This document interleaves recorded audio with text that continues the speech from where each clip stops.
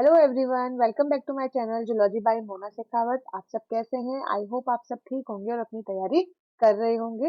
मैंने इथोलॉजी के topic start किए थे, उसी क्रम में आज मैं के लिए इथोलॉजी की सेकंड क्लास लेके आई हूँ, जिसमें हम 3 टॉपिक की बात करेंगे।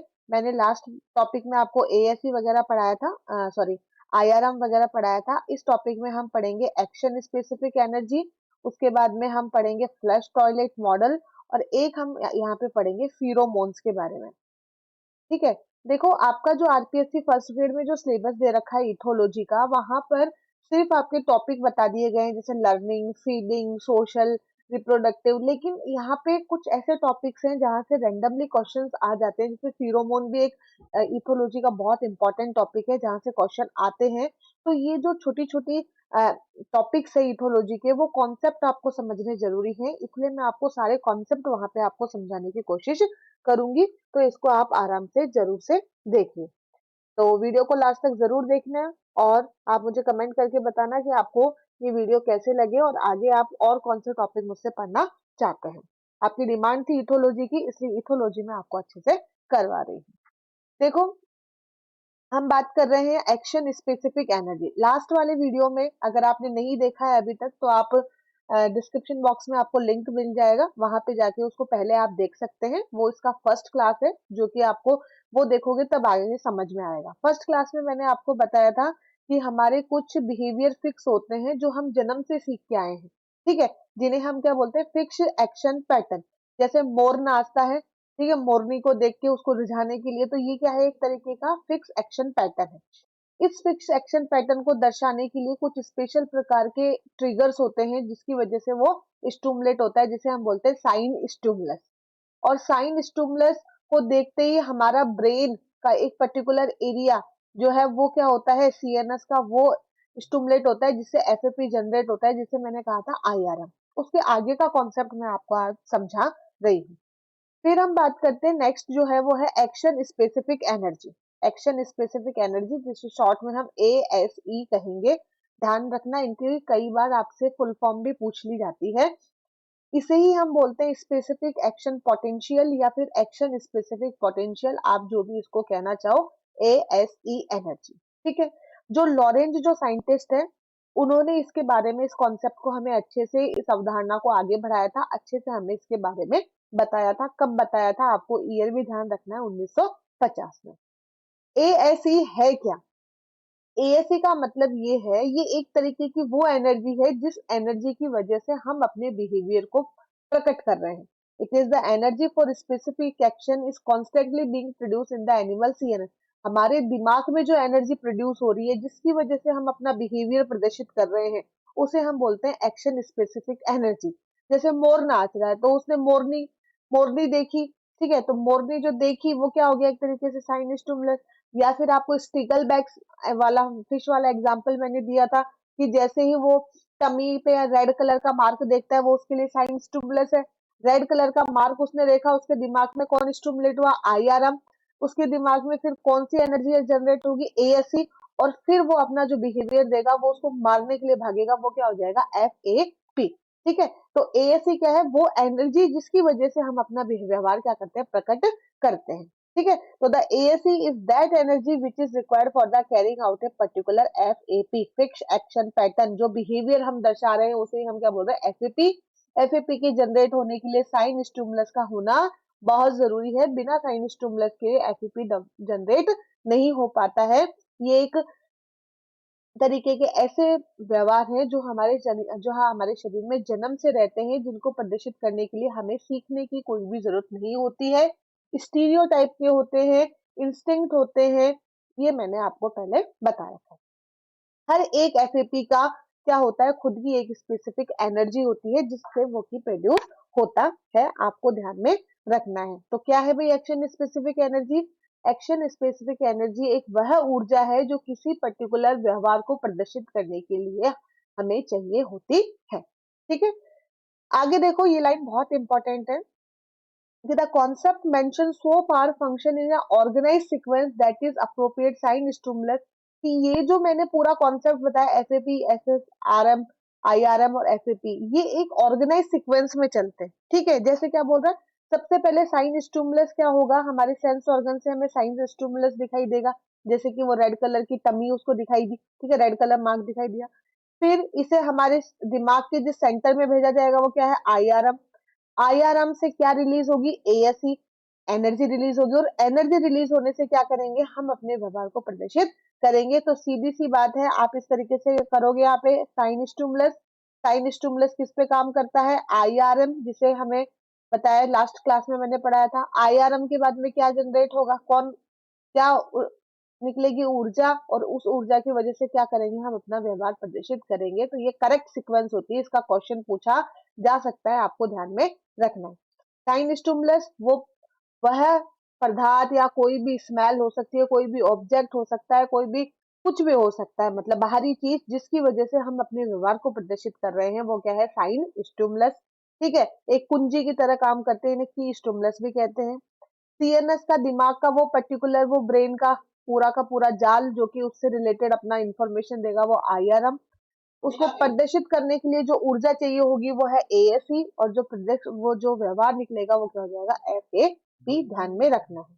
इस इन सब का कनेक्शन समझाने के लिए जो साइंटिस्ट है लॉरेंट, इन्होंने एक मॉडल दिया था जिसका नाम है साइको हाइड्रोलिक मॉडल। आपको ध्यान रखना है, जिसे हम फ्लश टॉयलेट, फ्लैश नहीं आएगा, फ्लश आएगा, फ्लश टॉयलेट मॉडल से भी हम इसे कहते हैं, जो कि इन तीनों, सॉरी, इन चारों के इंटर रिलेशन को बताता है। नेक्स्ट है आपके flush toilet model, psycho hydraulic model, जो कि हमें किसने बताया था, लॉरेंस ने बताया था।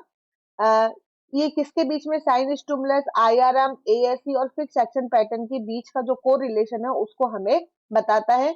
ये बताता है कि जो ये साइन स्टिमुलस है वो किस पे काम करता है, आईआरएम पे काम करता है, जिससे which allow ASE to flow from reservoir to carry out specific. ये अब इसमें आप देख सकते हो क्या है, ये जो वॉल्व है यहाँ पे वो आईआरएम की जैसे काम कर रहे हैं। ठीक है, यहाँ से जो पानी बाहर निकलेगा, पानी जो बाहर निकलेगा वो किसके जैसे काम करेगा, ये एफएपी है, ये व्यवहार है आपके। ठीक है, और यहाँ जो वेट है, जो वेट है वो किसके जैसे, साइन स्टिमुलस की जैसे काम कर रहा है। आपको ये ध्यान में रखना है। ये देखो यहाँ पे आप देख सकते हो नेक्स्ट वाले डायग्राम में एनर्जी इनपुट और ये सब चीजें यहाँ पे बताई दी गई है।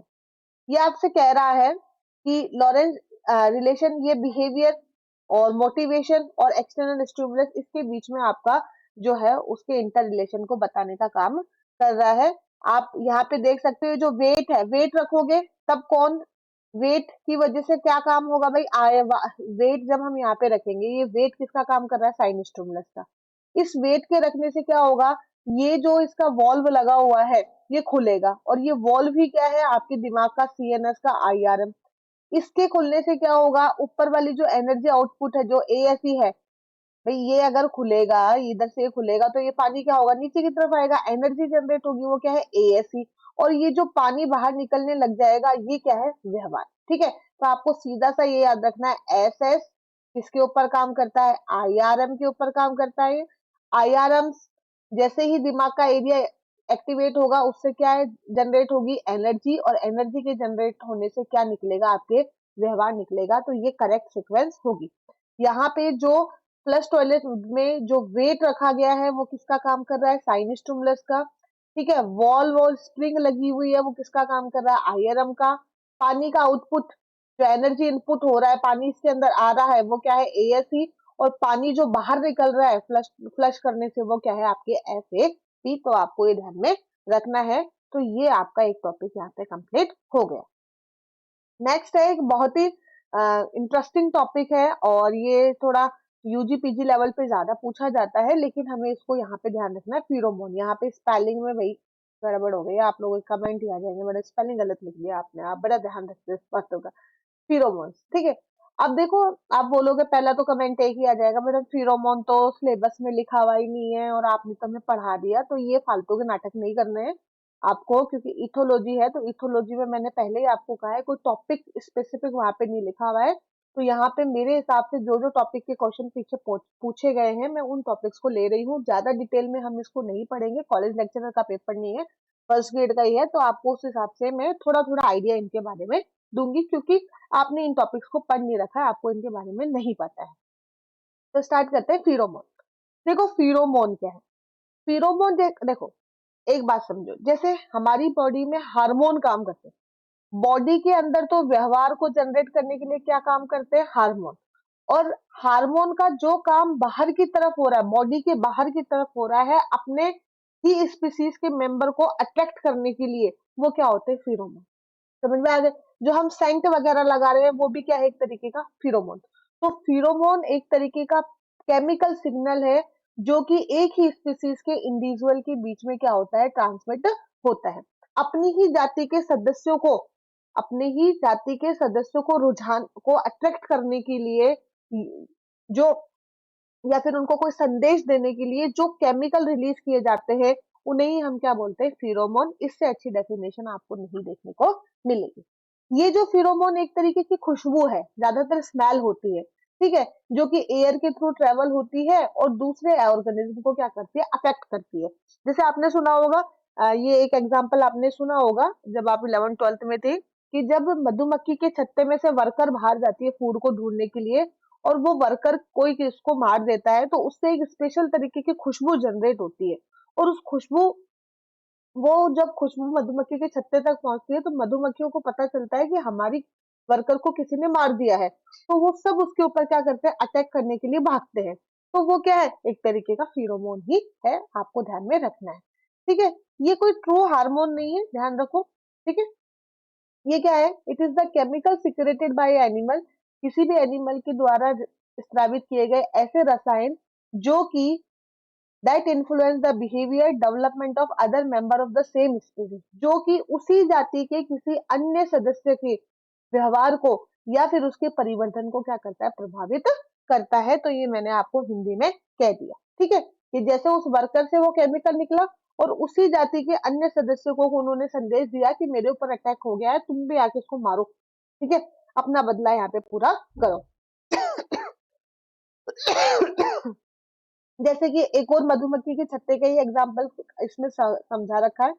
ये बोल रहा है कि मधुमक्खी के छत्ते में जो क्वीन होती है ना, वो एक ऐसा केमिकल रिलीज करती है जिसके कारण जो वर्कर्स है ना, वो क्या होते हैं, इनफर्टाइल हो जाते हैं, उनके अंदर ओवरी डेवलप नहीं होती है, वो स्टेराइल हो जाते हैं, ताकि मधु एक ही क्वीन वहां छत्ते में रह सके। और क्वीन के द्वारा जो ये केमिकल सिक्रेट होता है ना, इसी के नशे में वर्कर अपना सारा काम एकदम दासी सेवक बन के वहां पे अपना काम करते रहते हैं। ठीक है, तो आपको आई थिंक समझ में आ गया होगा।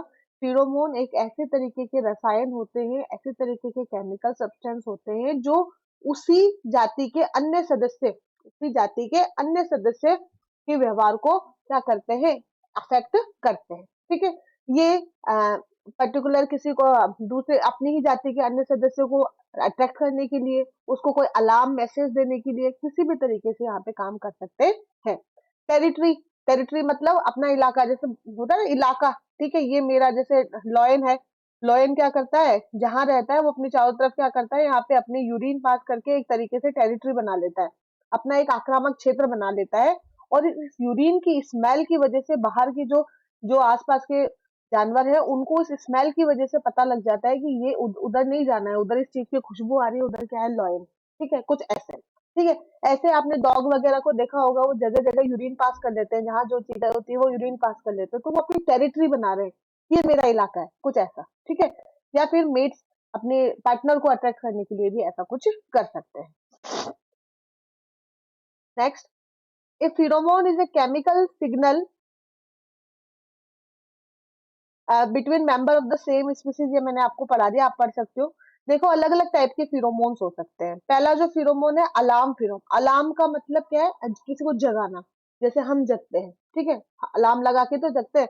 तो यहाँ अलार्म का सेंस क्या है, कि जैसे ही ये, जैसे वर्कर बी ने जो केमिकल सिक्रेट किया जिसकी वजह से बाकी मधुमक्खियों को पता चला और वो अपने ऊपर अटैक करने के लिए आ गई, तो वो क्या है, एक तरीके का अलार्म, जिससे चेतावनी दी जा रही है या कोई मैसेज दिया जा रहा है कि तुम्हें ये काम करना है। ठीक है, टेरिटरी वाला मैंने अभी आपको बताया, अपना इलाका सेट करना, डॉग और कैट ये नॉर्मली करते हैं।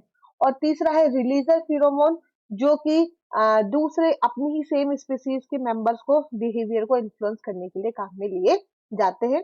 टॉपिक फिरोमोन बहुत ही बड़ा है, प्राइमर इफेक्ट, रिलीजर इफेक्ट, ली बोट इफेक्ट, विक्टर इफेक्ट, हेयर ब्रूसली इफेक्ट, बहुत सारे इफेक्ट यहाँ पे देखने को मिलते हैं, लेकिन वो आपके सिलेबस में मेंशन नहीं है, काफी डीप हो जाएगा। इसलिए मैं उसको यहाँ पे नहीं ले रही हूँ। अगर मुझे लगा कि हाँ ये इसके बारे में थोड़ी थोड़ी नॉलेज देनी चाहिए तो उसके लिए मैं अलग से वीडियो आपको बना दूंगी। ये एक लाइन ध्यान रखना, क्या पता आरपीएससी में ऐसे क्वेश्चन पूछ लिए जाते हैं कि पहला फिरोमोन है वो कब आइडेंटिफाई हुआ था, तो 1959 में आइडेंटिफाई हुआ था जो फीमेल सेक्स फिरोमोन है सिल्क मोथ का। और किसने किया था? ये एडोल्फ ब्यूटेनेंट है, ये साइंटिस्ट है, इनका नाम ये ध्यान में रख लेना, इन्होंने इसको किया था। तो ये आपका टॉपिक हुआ फिरोमोन। तो मैंने आपको सेकंड क्लास के अंदर एएससी प्लस टॉयलेट मॉडल और फिरोमोन का एक बेसिक इंफॉर्मेशन मैंने आपको यहाँ पर दे दी है। नेक्स्ट वीडियो में नेक्स्ट टॉपिक या तो मैं मोस्टली मैं लर्निंग वीडियो है, लर्निंग जो बिहेवियर है उसको मैं आपको समझाऊंगी। तो वीडियो देखते रहे, अपने फ्रेंड से इसे क्या करें, शेयर करें। Okay, bye everyone, thank you so much for watching my video.